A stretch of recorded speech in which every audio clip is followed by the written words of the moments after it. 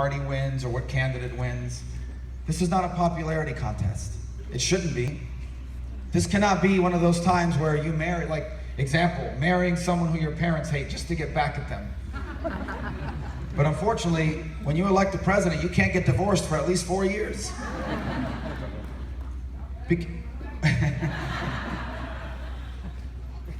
What's at stake here is our very identity as a nation and as a people. I know what America has been for over 2 centuries. It has been an exceptional land. You hear that all the time. People say that America is the greatest country in the world. We say it so often that sometimes we take it for granted. And so maybe I want to take a moment to remind you of what it is that makes us great. And I want to tell you the story of my own life. The reason why I know America's special is because I've lived it, as you have. This is not just the country I was born in. America is literally the nation that changed the history of my family. I don't come from a family of wealth and privilege. My mother was one of 7 girls born in rural Cuba. Her father was disabled by polio when he was just 6 years old. He struggled to provide for his 7 daughters. You can imagine how hard it must have been for a disabled man in rural Cuba, in a developing country, at the turn of the last century, in the early 30s and 40s, to provide for his girls. There was no welfare, there was no food stamps, there was no government assistance. If you didn't work, you didn't eat. My father, believe it or not, had it even harder. He lived in Havana, but his mother died when he was 4 days shy of his 9th birthday, which meant he couldn't go to school anymore. If he wanted to eat, he had to go work.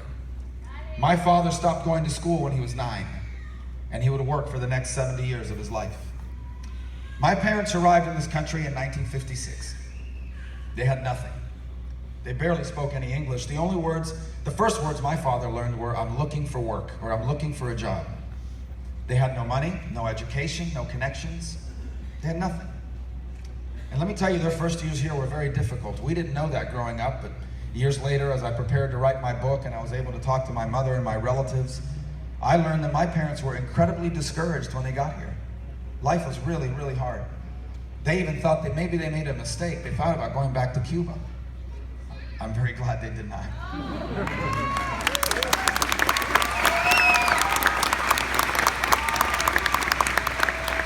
It is what happened next. It is because of what happened next that I know how special America is. My father was just working as a bartender. He finally found a job as a bartender on Miami Beach. And working as a bartender, less than 10 years after they came here with nothing, my parents bought a home in a safe and stable neighborhood. The years would go by. But it wasn't in Hialeah. It was right by the Orange Bowl, in case you wondered. I have nothing against Hialeah. I can't believe Hialeah is it's a city in Miami. Very, very Cuban, very Republican, by the way. And my parents, years would go by. My parents never became rich people. You never would have heard about them had I not run for office. But I always tell people my parents were incredibly successful people, because after arriving here with nothing, working as a bartender and as a maid, they were able to retire with dignity and with security.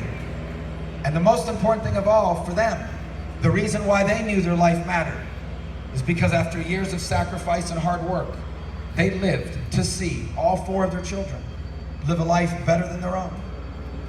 Now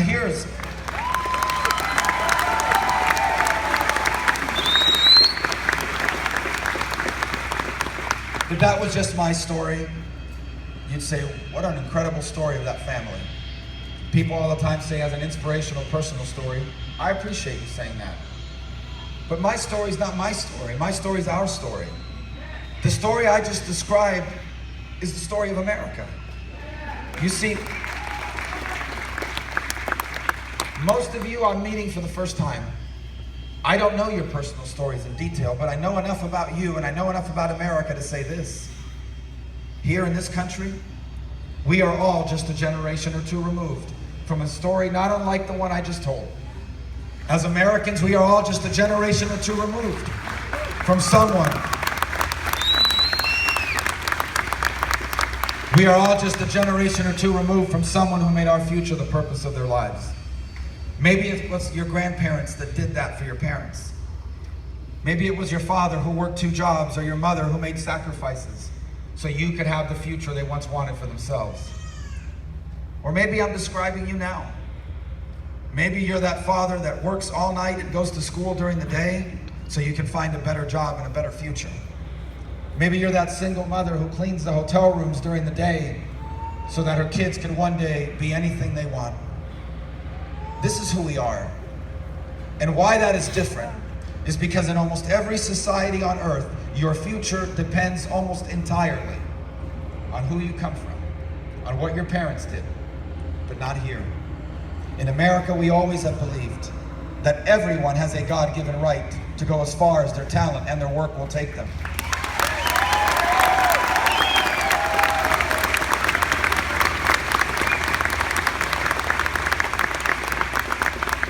What you've achieved, what my family achieved, what your parents did for you, what my parents did for me, it has a name. It's called the American Dream.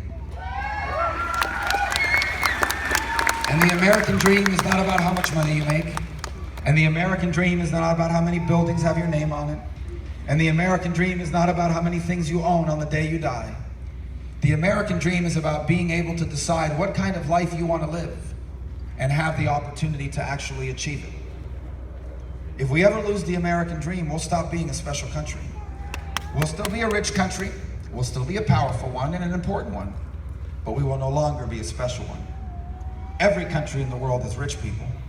We celebrate success, but few countries, if any, in human history have had so many millions of people who never achieve fame or wealth, but achieve happiness nonetheless. The American dream is not dead, but it is in trouble. It's in trouble because the American dream has never been automatic. It didn't happen on its own. The American dream was possible, and America's a special country because for over 2 centuries, each generation before us did what needed to be done. For over 2 centuries, each generation before us confronted their problems and solved them. Each generation before us embraced their opportunities.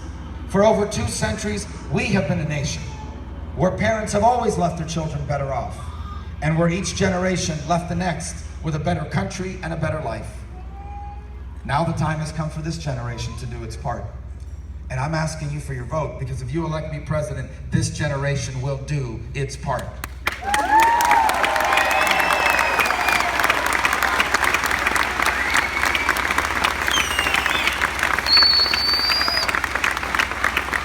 If you elect me president, you will not agree with everything I do. For example, when we play Tennessee, you're not going to be happy with some of my tweets.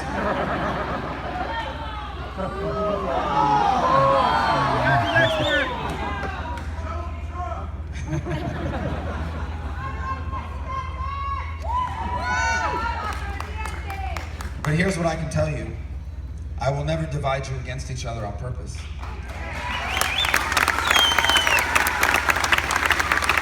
I will never ask you to hate one group of Americans so I can win an election.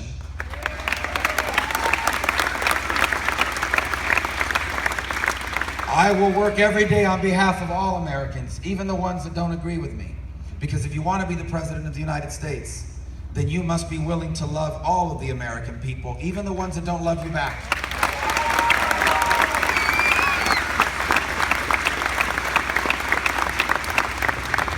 If you elect me president, I will work every day to keep you and your family safe, for it is the most important thing the federal government does. If you elect me president, I will work every single day as hard as I can to ensure that the American dream doesn't just survive, but it expands and reaches more people than ever before. That's why I'm asking you for your vote. Because if you elect me, we are going to do what needs to be done. We are going to re-embrace the principles that made us great, but we will apply them to the unique challenges of the 21st century. And I don't today